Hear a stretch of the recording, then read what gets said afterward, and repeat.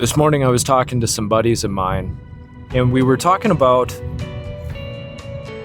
flesh, right? And in terms of spiritual terms, Christian terms, the flesh. And I think some Christians get it stuck in their head that if they ever struggle against their flesh, then they're just not spiritual enough.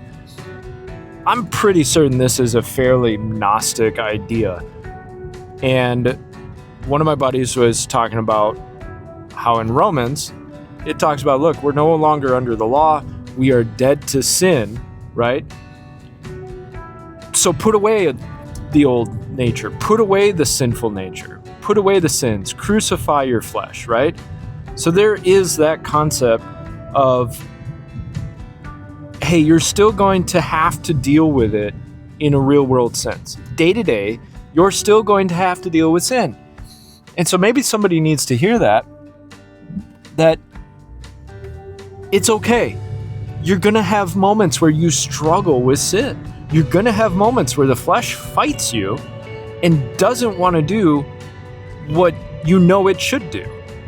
So you keep your mind on things of the Spirit, on the good things. You keep aiming for those good things. You allow the Holy Spirit to work through you. I remember I would struggle so bad with this concept when I was told you can do nothing of your own, you can do nothing of yourself. It's all the Lord's going to do it all.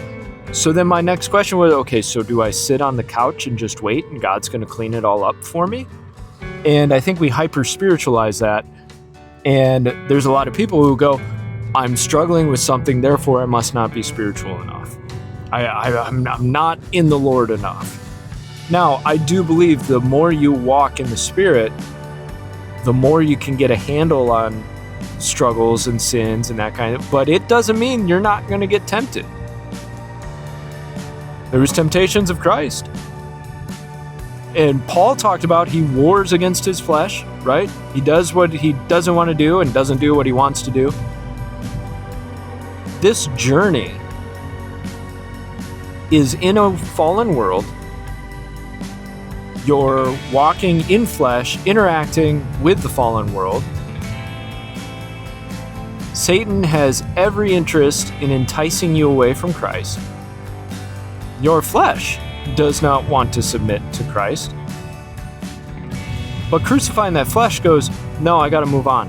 I can't get trapped in this. I've got to run the race. And so that's when you keep your heart and your mind on the Lord. You seek the Lord for help and guidance because He's strong where we are weak. But that struggle is real sometimes. And maybe somebody needs to hear that your struggle is real. It can be tough. And it doesn't necessarily mean that you are just an awful Christian who can't seem to follow the Lord. Sometimes it means you're putting down the flesh and the flesh is giving up a heck of a fight. It's just like fasting, Think about it. Should we be able to go a day without eating? Yes. How come?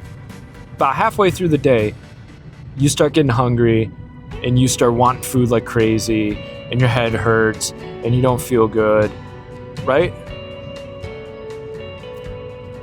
Should you be spiritual enough that none of that stuff kicks up?